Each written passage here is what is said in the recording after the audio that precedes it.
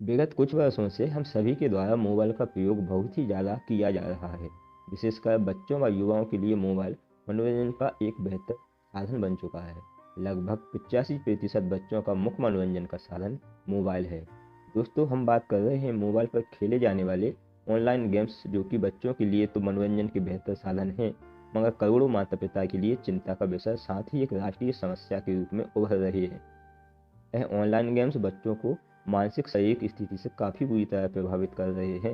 यह शौक बुरी लत में कैसे परिवर्तित होता जा रहा है, आज की इस वीडियो में जानकर आप हैरान हो जाएंगे। दोस्तों, ऐसे ही विषय के साथ आज हम मौजूद हैं आपके बीच, ऑनलाइन गेम्स की लत से होने वाली गंभीर समस्याओं के साथ ही इस राष्ट्रीय समस्या से बच्चों को सुरक्षित रखने के लिए सरकार के क्या कदम हैं, जानेंगे। तो वीडियो को अंत तक देखें, और साथ ही अभी तक यदि आपने हमारा चैनल सब्सक्राइब नहीं किया है तो चैनल को सब्सक्राइब करके बेल आइकन को दबा लें, जिससे हमारे सारे नोटिफिकेशन आपको प्राप्त होते रहें। वैसे कोई मनोरंजन के लिए गेम खेलना गलत नहीं है, मगर वह गेम भी गलत नीतियों या बच्चों की बुरी तरह प्रभावित करने वाले ना हों। हाल ही में कुछ ऑनलाइन गेम्स के चलते देश के अलग अलग राज्यों व शहरों से बच्चों पर पड़ रहे गलत प्रभाव उनकी शारीरिक व मानसिक स्थिति में बाधा उत्पन्न कर रहे हैं। साथ ही मध्य प्रदेश में हाल ही में बच्चों के द्वारा ऑनलाइन गेम्स के चलते आत्महत्याओं की खबर को सुनकर करोड़ों बच्चों के माता पिता की चिंता बढ़ गई है। ऐसी बहुत सी खबर हम कई बार सुन चुके हैं। वैसे यह गेम्स की लत व इनके गंभीर परिणाम से विश्व के अन्य देश भी काफ़ी परेशान हैं, लेकिन भारत में सन 2020 में कोरोना काल के बाद से इन ऑनलाइन गेम्स की खेलने वालों की संख्या काफ़ी बढ़ गई है। ऑनलाइन गेम्स एक राष्ट्रीय समस्या के रूप में उभर रही है। बच्चों के माता पिता को चाहिए कि वह बच्चों पर नज़र रखें और यह भी जान लें कि क्या वास्तविक रूप से आपका बच्चा भी इन गेम्स की लत का शिकार तो नहीं। यह आप आसानी से जान सकते हैं।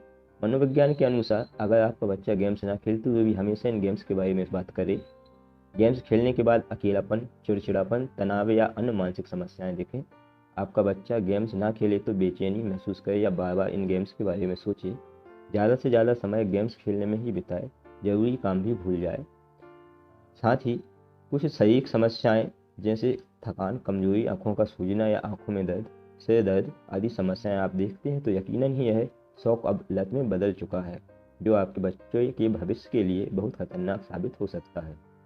दोस्तों, अगर आप इन ऑनलाइन गेम्स के सर्वे से प्राप्त आंकड़ों को देखेंगे तो चौंक जाएंगे। पिछले साल भारत में हुए सर्वे के दौरान 65% बच्चे इन गेम्स के लिए अपना काम, खाना, नींद तक छोड़ने तैयार हैं। साथ ही इस शौक को पूरा करने के चलते वह अपने माता पिता के पैसों को भी दांव पर लगाने लगे हैं। सर्वे के अनुसार 75% गेम्स के दौरान लूट बॉक्सेस जैसे फीचर्स बच्चों को बहुत आकर्षित करते हैं और गेम्स में आगे बढ़ने में भी काफ़ी मदद करते हैं, जिन्हें पैसों से खरीदने के लिए बच्चे अपने माता पिता से पूछे बिना इन्हें खरीद लेते हैं। साल 2018 में विश्व के आंकड़ों की बात करें तो केवल इन लूट बॉक्स फीचर्स को खरीदने के लिए ही इन गेम्स खेलने वालों ने लगभग 2,25,000 करोड़ रुपए खर्च किए थे। साथ ही यह अनुमान लगाया जा रहा है कि साल 2025 तक यह राशि करीब 3,75,000 करोड़ रुपए तक जा पहुंचेगी। इस समय गूगल पे प्ले स्टोर पर लगभग 4,44,226 गेमिंग ऐप हैं, जिनमें से करीब 19,632 ऐप भारत में ही विकसित हुए हैं। वर्ष 2016 में ऑनलाइन गेम्स खेलने वालों की संख्या 26 करोड़ 90 लाख थी। वर्ष 2000 में गेम खेलने वालों की संख्या 36 करोड़ 50 लाख थी। अनुमान है कि साल 2022 तक यह संख्या 51 करोड़ के आसपास हो सकती है। जैसा कि दोस्तों आप स्वयं अनुमान लगा सकते हैं कि इन ऑनलाइन गेम्स के चलते बच्चों के भविष्य पर क्या प्रभाव पड़ रहा है। इसी के साथ बच्चे इन गेम्स में पैसा लगाकर जुआ जैसी सामाजिक बुराइयों की तरफ भी बढ़ रहे हैं। ऐसे बहुत से गेम हैं जिन पर कि पैसे लगाकर कुछ पैसे जीते जाते हैं, जिसके कारण कुछ बच्चे पैसा कमाने का साधन बनाने की कोशिश में कई बार हारकर आत्महत्याएं जैसी गतिविधियों को भी अंजाम दे चुके हैं। इसी के चलते भारत के अलग अलग राज्यों ने इन पर प्रतिबंध तो लगाया, लेकिन कोई कामयाबी हासिल नहीं हो सकी। भारत जैसे हालात चीन के भी थे, जहां अब इन ऑनलाइन गेम्स पर काफ़ी प्रतिबंध है। चीन में 18 साल से कम उम्र के बच्चे केवल अब सप्ताह में 3 दिन ही गेम्स खेल सकते हैं।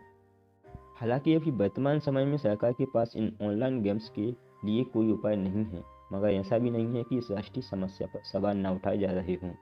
हाल ही में संसद में इस राष्ट्रीय समस्या पर बहस हुई है। जल्दी कोई बेहतर उपाय मिलेंगे ऐसी आशा है। साथ ही बच्चों के माता पिता व संरक्षित जनों को भी अपने बच्चों को इस गंभीर लत का शिकार होने से बचाने के लिए उपाय करने होंगे। को समय दें, साथ ही साहित्य, सांस्कृतिक व सामाजिक विषयों की ओर आकर्षित करें। कोशिश करें कि कम से कम समय गेम्स खेलने के साथ ही उन गेमिंग ऐप्स को ठीक तरह से जानें वाकई में वह कोई आपत्तिजनक या गंभीर परिणाम देने वाला तो नहीं। बच्चों की गतिविधियों पर ध्यान दें और उनके डिवाइस में कोई ईमेल या किसी तरह के इनामी फीचर्स तो नहीं। अगर किसी तरह की धोखाधड़ी की संभावना हो तो तुरंत ही शिकायत करें। और भी अन्य तरीके से अपने बच्चों के लिए इन गेम्स से बचाएं। जैसा कि आपने देखा कि हाल ही में जिस तरह भारत देश में बच्चों की आबादी के लगभग 50% बच्चे, जो कि लगभग 50 करोड़ के आसपास हैं, अपने स्वर्णिम भविष्य को छोड़कर इन ऑनलाइन गेम्स को ही अपना भविष्य बनाने की कवायद में हैं। तो यह बहुत बड़ी चिंता का विषय है कि भारत का आने वाला भविष्य क्या देखेंगे। जिस देश की युवा पीढ़ी के कंधों पर हम देश का भविष्य सौंप रहे हैं, क्या वाकई वह हमारे देश का भविष्य संवारने लायक बन रहे हैं। इस विषय को सरकार पर ही नहीं छोड़ा जा सकता, बल्कि हर बच्चे के माता पिता का यह नैतिक कर्तव्य है कि वह उनका बेहतर मार्गदर्शन करें। आशा है कि इन ऑनलाइन गेम्स की सच्चाई आप समझ पाए होंगे। आज के लिए बस इतना ही, फिर मिलेंगे किसी नए विषय के साथ। अगर अभी तक भी आपने हमारा चैनल सब्सक्राइब नहीं किया है तो सब्सक्राइब कर लें, साथ ही बेल आइकन दबाकर ऑल नोटिफिकेशन सेट कर लें।